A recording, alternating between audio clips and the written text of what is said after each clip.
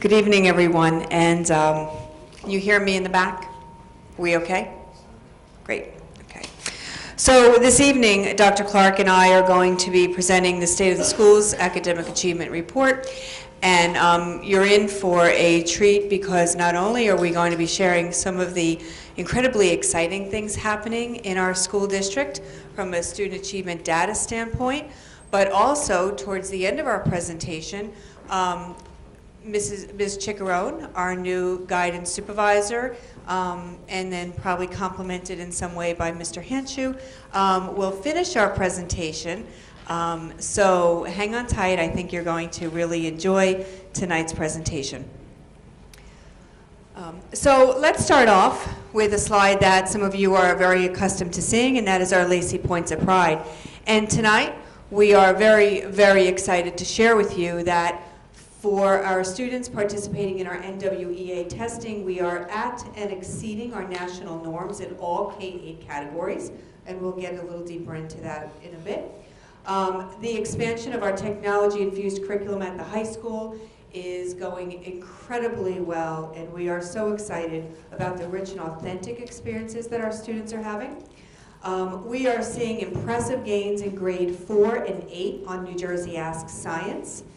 We have, since 2012, seen an 80% decrease in the dropout rate, and we're very excited to share that information with you. 63 college classes were taken by seniors this past year with Lacey Township High School and our Ocean County College partnership with Jumpstart Dual Enrollment. We have seen an increase in SAT test takers, an increase in AP scores, and impressive gains over time in SAT reading and writing with over 20-point gains in each. And then finally, on the bottom there, some of the highlights centered in our schools in Lenoka Harbor. We are excited to share that we have had increases in our advanced proficient scores in language arts literacy. So LAL, if you see it throughout the presentation, let me orient you, is language arts literacy. If you see AP, it could stand for advanced proficient or advanced placement, depending on the concept of the slide. And so at Lenoka Harbor, a decrease in advanced proficiency, rather, that should be partial proficiency in language arts literacy. In Fork and River, an increase in advanced proficiency, which is awesome. A decrease in partially proficient in language arts literacy. Back to Cedar Creek, an increase in grade 3 in advanced proficiency and a decrease in partial proficiency in math. What I want to highlight about Cedar Creek particularly is our principals know that when we talk about longevity for student achievement, we talk about 3rd grade. Because we know what our research tells us about the importance of students reading at or exceeding grade level. Middle school, an increase in advanced proficiency in math, a decrease in partial proficiency in math. And then high school, an increase in advanced proficiency in language arts and a decrease in partial proficiency there. And we'll get into a little bit more detail. So with the agenda for tonight, we're going to be focusing just a little bit on the assessments that are given to us from a national landscape, state and local. We'll be talking about our achievement results, SAT and WEA MAP tests, our college acceptance rates, and our attendance. We will be rolling out for you this evening the New Jersey School Performance Report specifically focused on New Jersey Ask, and then our high school guidance program will conclude our presentation. So this is the time of year when we really start to ask some questions. And they sound very simple, but incredibly important. How are we doing? What can we do better? What do we want to shine our light on?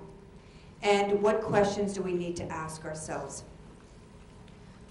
So on the national landscape, first of all, we measure our student success by SAT, the Scholastic Aptitude Test, our ACT, PSAT, AP scores, and NAEP. This year, for the 15-16 school year, we were not selected for NAEP testing, and we don't get individual results. And if you're interested to see how our students are doing on the NAEP assessment, you can go to one of the school performance reports and take a look at that. On the state level, for the 14, you know that we're to see change for state assessments.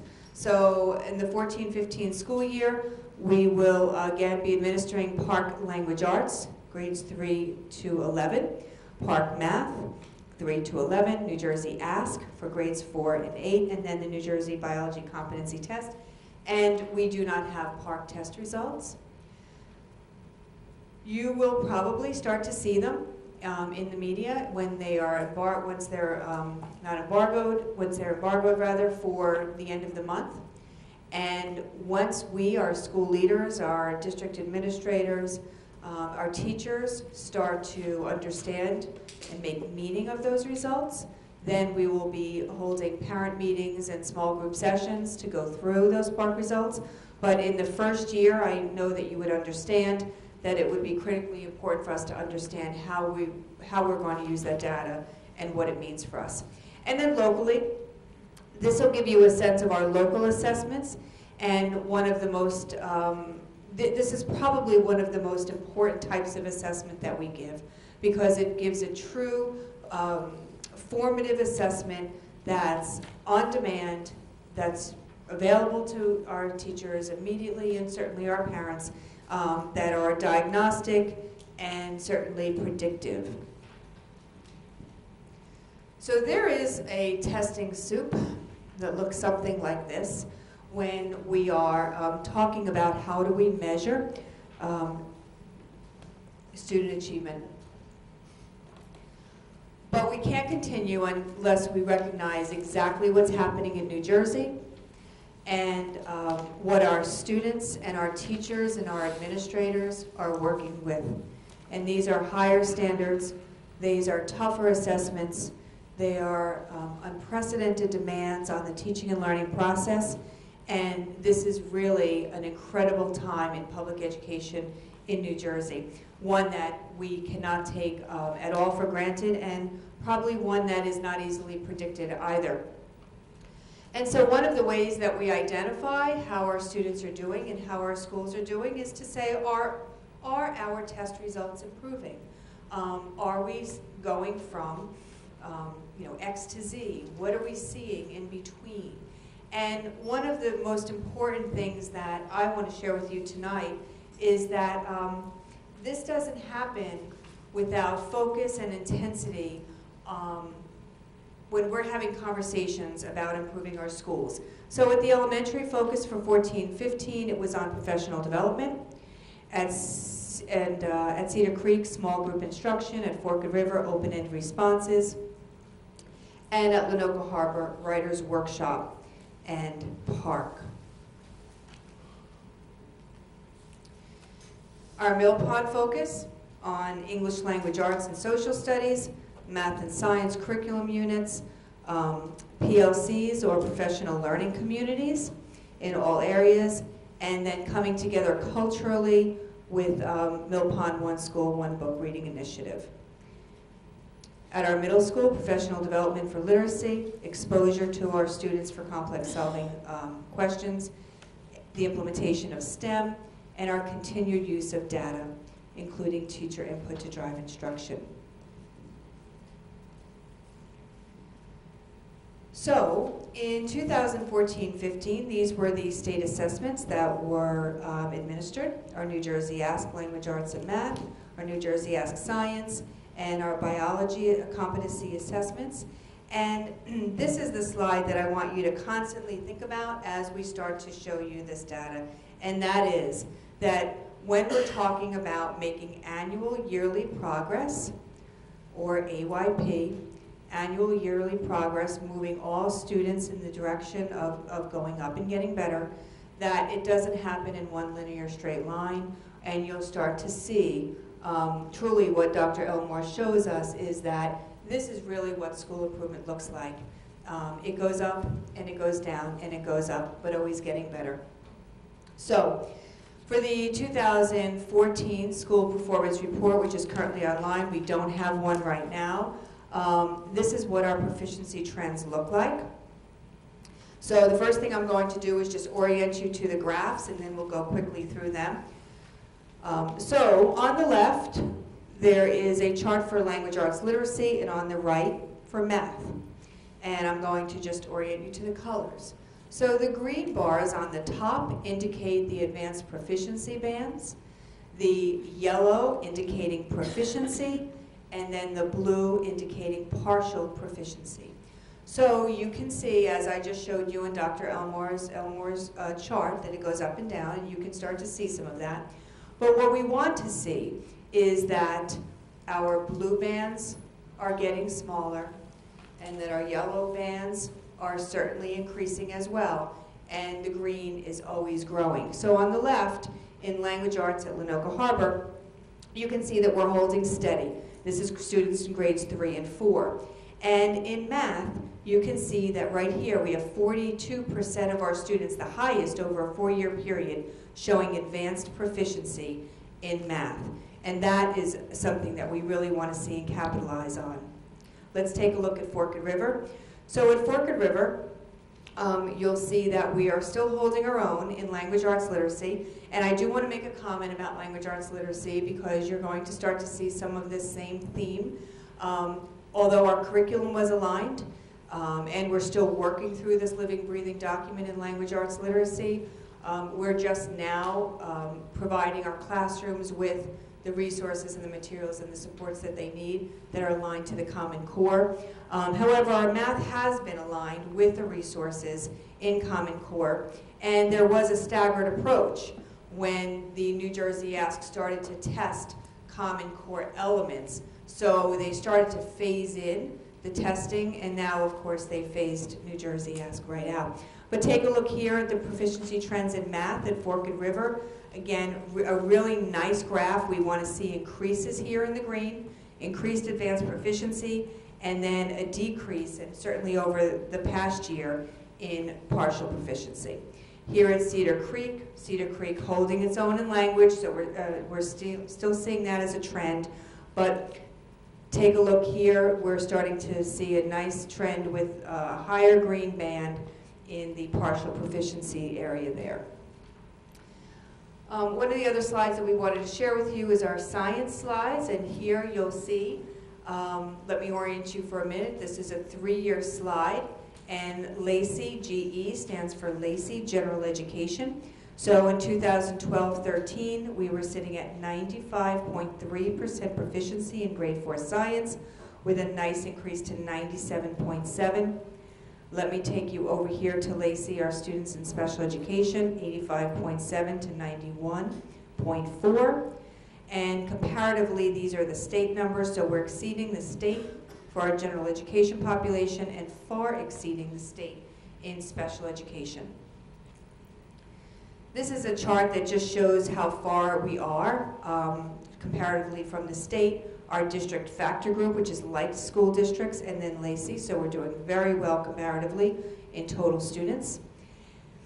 Taking a look at Mill Pond, so Mill Pond Language Arts looks the same as we pointed out in some of the other elementary schools. And here in math, we're not seeing the gains that we would like. And we've talked about this, and this will continue to be an area of focus at Mill Pond with regard to the testing results that we're seeing in this particular school, and it will be an area of focus for us. At 8th grade science, really nice gains going from 87.5 in 2012-13 up to 94.9 when the state shows a decrease. And here in science for our special education students, a nice increase. Certainly you can see what we call that achievement gap, the disparity between students of different populations, but you can notice the difference that we are far exceeding the state results for special education. And another chart showing how far Lacey is from our DFG, those like districts socioeconomically to us, and then the state. And our middle school proficiency trends. Let's take a look over here, language arts again, and I've just shared with you that although our curriculum was aligned, we still had some ways to go with aligning our resources, and we're there. We're getting there every day. But take a look at these proficiency trends in math, which are really nice. These are growing, these are diminishing. And let me just show you one more slide in middle school, which I think is really particularly exciting. Another math trend where we're starting to see a real decrease in partial proficiency, and a really incredible increase in advanced proficiency here at the middle school. That's the 7th grade. And then take a look here at this nice decrease of students in partial proficiency at the middle school. So that would, in a snapshot, share with you what our summative testing program looks like, an end-of-year test. Students are far gone once we get those results, so it really gives us a sense of what that cohort looks like. But what Dr. Clark is going to share with you is, in my professional opinion, one of the most important and exciting ways to use data and student achievement, and we continue to do that with our NWA MAPS test. So let me share with you now Dr. Clark's expertise to talk about NWA MAPS. Thank you, Dr. Anthony. So I'm going to reiterate what Dr. Anthony just said about our NWA MAP tests. We are really, really excited about these results, and in a time when state assessments are going through this transitional phase, we have to rely on an assessment that has strong reliability and strong validity. So let me just tell you a little bit about the NWA MAPS. Right now we are administering our MAPS in grades K through 8, once in the fall and once in the spring, and we do that intentionally so that we can compare student growth from the fall to the spring. And typically we see growth in the spring because the students have had the opportunity to be exposed to instruction for the entire year. The MAPS are unique because they create this personalized assessment environment. The tests are intuitive, and so when the students are participating in the tests are individualized to the students because when the questions become difficult, the test stops. And that's very different from other tests where students are required to take the entire test. So they're very intuitive that way. And so let me just share with you the results, how the results are reported. So we're accustomed to scale scores, and we just went through those with the New Jersey Ask. And so we know that it's proficient, partially proficient, and advanced proficient. With the NWEA, the results are reported in what's called a RIT score. So when a student completes an NWA MAP assessment, they receive a RIT score as a result. So it's a RIT score in the fall and a RIT score in the spring. And the difficulty and complexity of each MAP assessment question is measured using the RIT scale. What's unique about the RIT scale is that it's very consistent, just like a ruler. So we know that an inch on a ruler is an inch, and we know that a RIT score is a RIT score, and it's the same for every student. So there is no difference in the scale. So I hope that makes sense. The RIT scores are completely independent of grade level, and so that's what makes them so unique. And then the last bullet, the third bullet there, the reason why the MAPs are so important enables the teachers to quickly and reliably assess every student's learning and determine whether students are on, above, or below grade level. And then finally, MAPs provide essential information about what each student knows and is ready to learn, not only on state assessments, but the key term that we've been hearing is college and career readiness. So it provides us a lot of really, really good information. So let me share with you some results. Okay, so these are results for grades kindergarten through 4th grade, and let me direct you to the first line there, which says national norms.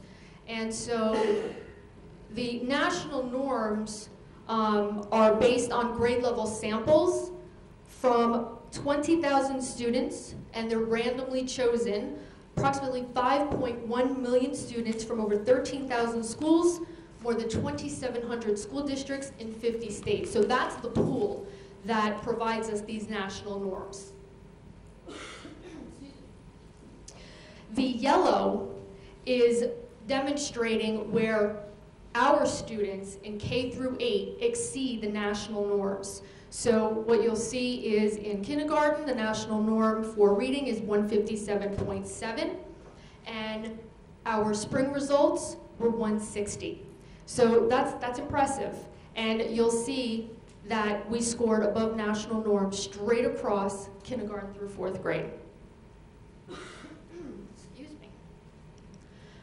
The blue band, and I know it's kind of hard to see, but the blue band shows where we did better than our own scores. So what you'll see here is that our 13-14 growth in kindergarten for reading was 13.2. Our 14-15 growth was 16.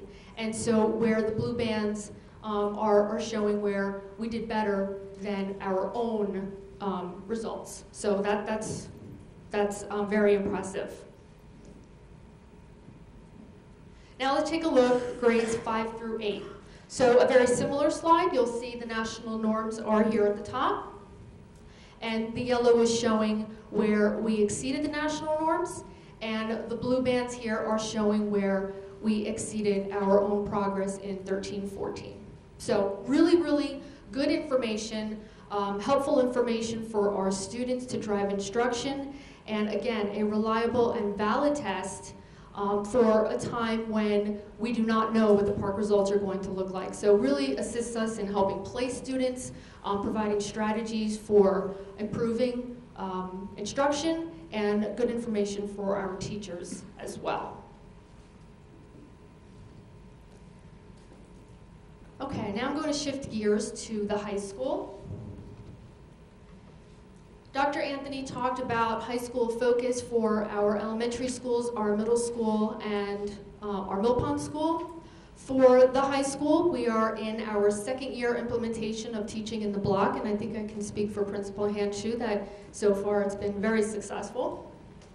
Our online offerings continue with Lola, so Lacey Online Learning Academy, and that expansion has happened as well.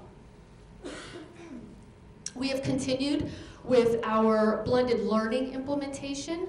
Lots of lessons learned in the last school year, and we've taken a lot of the feedback that we received to apply new strategies for what blended learning looks like this school year. Certainly an expanded curriculum. Our program of studies at the high school includes additional course offerings. We've talked to a certain extent about our STEM program, both at the middle school and the high school. Enrollment is very good in all of those programs. There's been a focus on understanding by design in our lesson planning, and that goes hand in hand with our curriculum mapping that we've been doing for since 2012. And finally, the expanded use of technology, student-centered, and students are engaged in learning, and that is certainly true at the high school this year because of one-to-one and our Chromebook initiative, another successful program. Right, Ms. Hanshu? All right, let's take a look at a chart that you've already become accustomed to. Let's take a look at high school results. And so, as Dr. Anthony mentioned earlier, we really want to be focused on our blue bands here and our tan bands, which indicate proficiency, and we want to see these green bands decrease. So here's our language arts literacy results, and we like what we're seeing here. A similar trend in math, always room for improvement.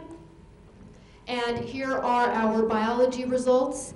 And excuse me, one of the comments that I want to make here is that we are in the process of transitioning to new standards called next generation standards, and I suspect that as we continue that transition, we are going to see this chart change dramatically, and so we will await the results next year and see what they look like, and we will be well into our transition for next generation standards.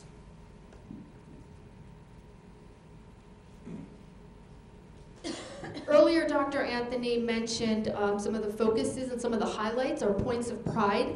And one of the programs that she talked about was our LTHS OCC Jumpstart Dual Enrollment Program.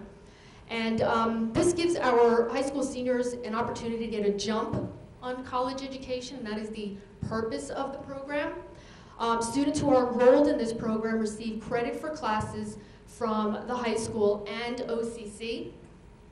What's really interesting and exciting about the program is that tuition is offered at a reduced rate, All of the classes are taught by Lacey Township High School teachers, and the combinations of classes that students can take, as you can see from the slide, English 1 and Creative Writing, Western Civilization and United States History, Intro to Statistics, and Survey of Math. So a student can participate in 2 courses, 4 courses, or all 6. But the really great thing about this program is that when students graduate from high school, they could potentially be graduating with 18 college credits, and that's huge.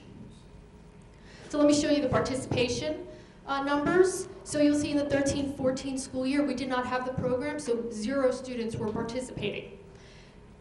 For the 14-15 school year, and you'll see both courses are listed here, this is English 1 and Creative Writing.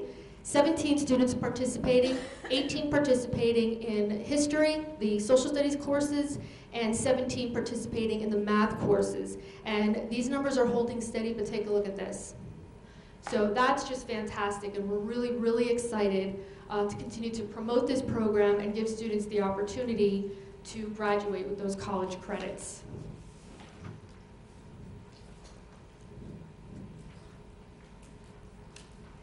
All right, shifting gears again. Some of you may or may not know that we have a new SAT coming. And this is going to take place in March 2016. So students who are participating in the SAT right now are participating in what we call the old SAT, so the current SAT, I should say. So what are the differences? There are many. So let me start off by just simply talking about testing time. We're going from 3 hours and 45 minutes to 3 hours. However, those students who choose to participate in the optional essay will add 50 minutes to test time. So the components for the current SAT, critical reading, writing, math, and the essay. The big shift takes place right here. And this is not new terminology. This is terminology that we've been talking about since we heard PARC, but really since we heard Common Core. And there is this emphasis on evidence-based reading and writing. So this is where we're going to start challenging students when it comes to the reading test, the writing, and the language test. The math is still a component, and again, the essay is optional. So some of the important features for the current SAT, emphasis is on general reading skills, reasoning skills, and the new SAT is going to focus on knowledge, skills, and understandings that research has identified as most important for college and career readiness. And there is that terminology again, college and career readiness. So there's the shift in focus. Greater emphasis on the meaning of words in extended context and on how word choices shape meaning. So we're asking students to make those connections, whereas before the emphasis was really just on vocabulary and it was limited. The other interesting change is right here, and there's a typo here, but blank responses have no impact on scores. That's the current SAT. The new SAT, there will be no penalty for guessing. So that's actually an advantage. So students can have the opportunity to guess, and they'll earn points for that. And again, here's the essay information. It's optional. Colleges determine whether the essay is required for admission, and I'm sure that that's something that they're all working on right now. Again, 50 minutes to write the essay, and just some more information about what it is that the college admissions offices are going to be looking for. So that's the new SAT. We do have SAT boot camps that are taking place right now, and the instructors who are teaching those courses are going to orient students to the new format and go through some of the some of the examples and test questions so that they are prepared for this in spring. And now I'm going to turn it back over to Dr. Anthony, who's going to talk a little bit about SAT results.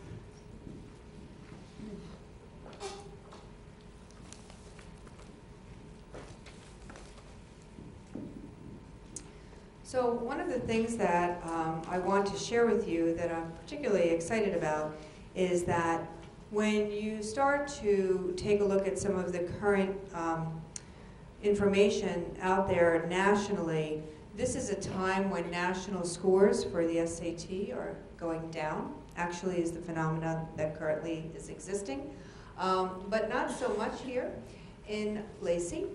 because, and I joined the district here in 2011, and I knew that this was a very important conversation that folks were having about the SAT scores in Lacey.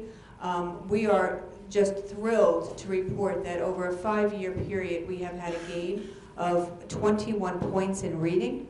And so that is very, very exciting. We are now just 1 point away from New Jersey, and better than 4 points nationally. Here in writing, over a 5-year period, a 20-point gain. And so you can see that the results here, 499 for New Jersey score, so we're behind in 6, but more favorably nationally. And then in our math scores, you can see some highs and lows. So we go from 508 and then up to 519. You know, having conversations with the administrators, and we know and understand the impact that our teachers can have. And so sometimes schools do go through change in personnel.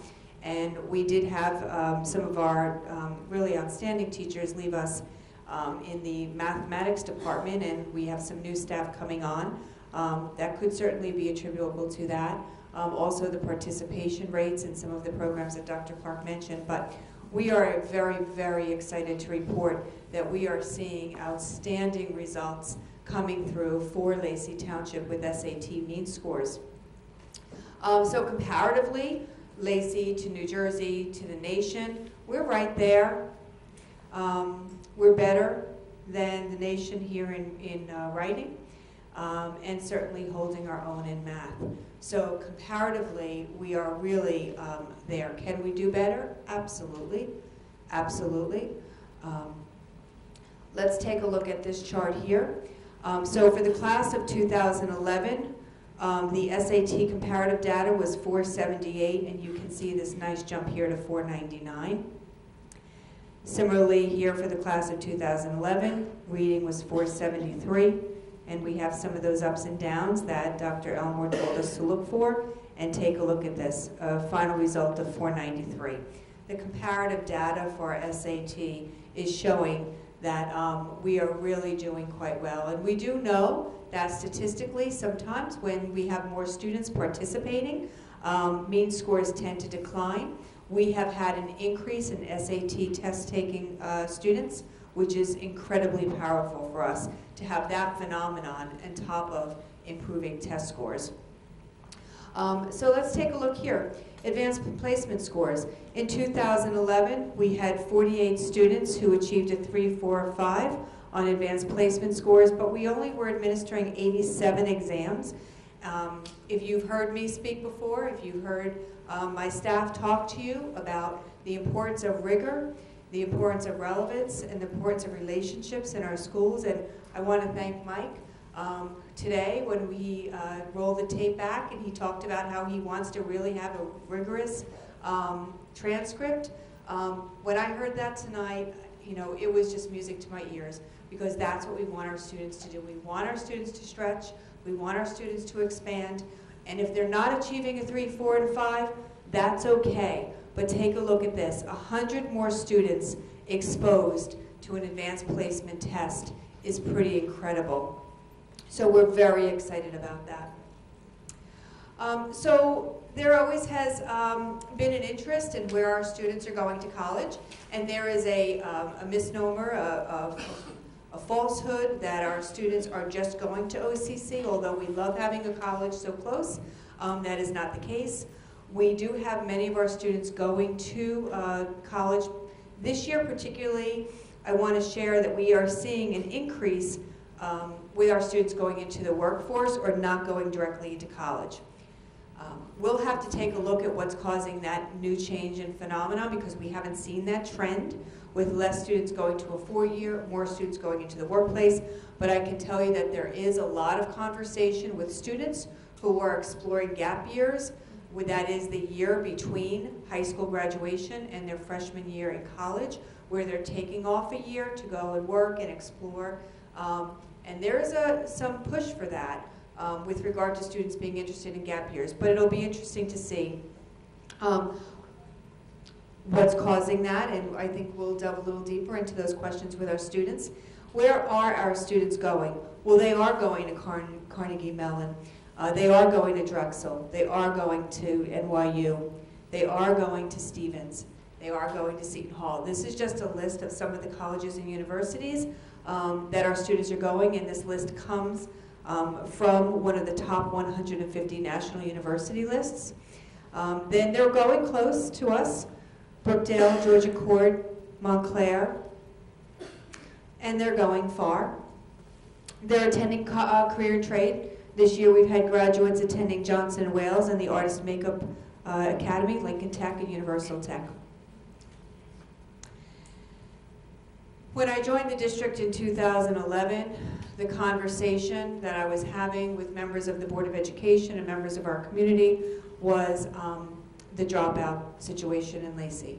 And I couldn't be prouder today to stand before you to share with you that we have had a significant decrease in our dropout rate. Since 2011, we have an 80% decrease. We do not make it easy for students to drop out of school. We will do whatever we can. When they come to say they want to drop out, we say no. Mr. Hanshu is here with us tonight. We have those conversations very candidly, very seriously. It's not an option for us. And we will do whatever we can to make sure that a student finishes high school with a diploma. And we will do whatever it takes. I'm very, very proud of this. I'm very proud of the SAT results. I am extraordinarily proud of the student achievement in our grade 3 and our reading programs and our mathematics programs. There's a lot of wonderful things happening here. Now, we don't have our park data yet. It's coming soon. Like I said, you're going to probably see it in the newspaper before we do. And this slide, intentionally meant to be blue, is to prepare you for the next part of our presentation, which is another focus and a highlight for us here in the district, and that is what is our high school department doing from a guidance perspective to help our students at really one of the flagship moments of their career. So, Mr. Hanshu and Ms. Chickarone, you get ready now. Their backdrop slide's a lot different than mine, right, Mr. Hanshu? I heard you picked it. Is that true? Yeah, I picked it out myself. Okay, yeah, I created this. No, this is a template. So it's a great privilege that I have to introduce to you Ms. Chickarone, who has joined our administrative team. So may you please have a round of applause for her. She asked me earlier, she goes, tomorrow, 6 o'clock, we go to work? I said, yes, it's 6. This morning you said 6 o'clock was early, right, when you were walking in. But I just told her, I said, she'll just smile a lot and she'll be delirious and everybody's going to think you're having a great day. So it really works well. When you look at a guidance program, and we've been looking at ours for a number of years, and we're saying, how can we improve, where can we improve, what do we need to do better for our students? When you do that, you look at your stakeholders. So you not only talk to the guidance counselors who may have ideas that are up and coming and knowing what the trends are in guidance. You talk to your supervisors, you talk to administration, but you talk to your parents, you talk to your students. And they give us a lot of feedback. So what Ms. Chickarone's going to do right now is going to speak with you about some of the goals that we have for our future as we lead our students to the future one step at a time. So here is Ms. Chickarone. Hi everyone. Today was the first official day in the district and I was really excited to be here finally. So this is our entire staff: Barbara DeChario, Margaret Pegurand, Stephanie Cook, David Rivera, Leah Perperai, and Elise Winkle. Those are the school counselors that we have. We also have 2 student assistance coordinators, Kelly Brown and Tom Faulkner. So they are all part of the guidance team. So our focus this year for the students is, I did want to take an opportunity to thank the Board of Education for seeing the need for an additional counselor at the high school. It's been a wonderful asset so far, and she has been great. It's also going to be able to provide us with more one-on-one counseling, which will be able to meet, all the counselors will be able to meet and really get to know all the students on a personal level, on an academic level, and what ultimately is going to be their future goals. With that, they're going to be doing all of the planning for academic, college, and career planning. We're also going to implement a 4-year plan through Naviance. Naviance, for those of you that don't know what it is, it's a great resource that I have used extensively throughout my background, and it really helps students try and figure out what ultimately is it that they're trying to do with their life. Most people will say, I have no idea what I want to do. So one of our goals and guidance is to try and help them find out what are their strengths, what are their weaknesses, what kind of a career could they have that would actually be satisfying, and then how do you get to that place. So we help them learn all that and then start the college process, start post-high school planning, and we'll be able to provide all of that with all the time that we'll have with them. Like Dr. Anthony had mentioned, we are very excited about our website. It's going to be more comprehensive, and it's definitely more user-friendly the way it's set up. We also have a new Twitter account, so we're hoping everybody will follow us at Lacey Guidance. So we'll be updating that as often as possible. Also, parents. We got a lot of feedback, and communication is key. We want to hear what we're doing great. We want to hear where we can improve.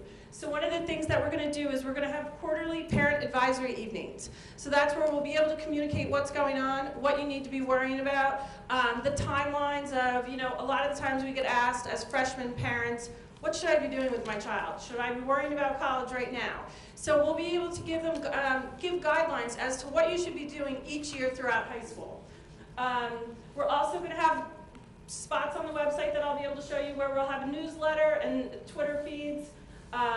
Like I said, we're going to have timelines for each school year, for each grade. And basically, our job is to help everybody plan for the future. Junior year, one thing that we're going to implement is individual student, parent, counselor meetings. They will take place generally through January, March, April, and basically that will give everybody an opportunity to talk about what are everyone's expectations post-high school. So I believe that that's one of the best ways to kind of get everybody on the same page and make sure everybody's planning for an appropriate senior year schedule and then ultimately prepared for post-high school. So we are, one of the exciting things that's coming up is on Wednesday, November 18th, we are going to have a little open house of sorts where we are going to be able to, teach you guys about any of the new programs that we're starting.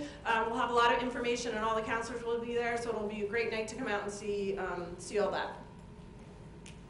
So the new guidance website, it is at, there are two ways to get into it. You can either go directly to lthsguidance.com or through the website, the main Lacey website. So if you click on it, it'll take you right to it. And basically what we wanted to do was we wanted to make it a little cleaner and more focused as to what you might be looking for. It's a work in progress, so we're still adding things to it, and I encourage everybody, if there's something on there or something that's not on there that you would like to see on there, please let me know. Give me as much feedback as you'd like.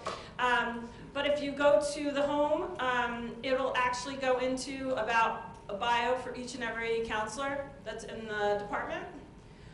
Some other things that you can look for, all academics, anything academics that you might be interested in. Advanced placement, there are a lot of links to where you could actually get all the information for. So anything that's generally underlined is a link that will take you somewhere else. Hopefully we had some issues earlier. Yep, so here it is. And it'll describe each and every AP course that we have to offer. Where is back. We have a career exploration page. We're going to be updating that constantly with outside jobs that people might have, because a lot of the time students will ask, I want to do this, but I'm not really sure. I encourage all kids to get involved, whether it's a part-time job, whether it's volunteering, or whether it's shadowing people. If they have an interest in a particular field, you don't know what it's ultimately going to be like until you're in it.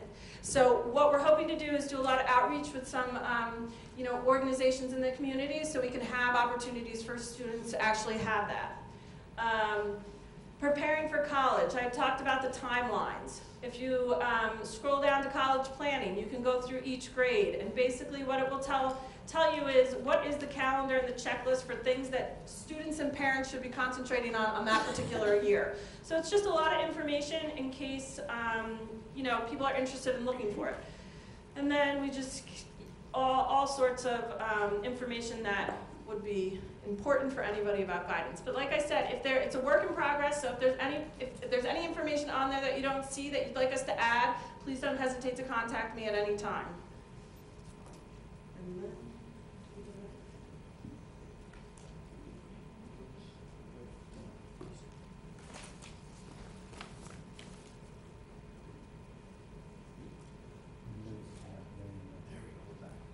So I just wanted to thank everybody for giving me the opportunity to talk about that, and thank you again, everybody.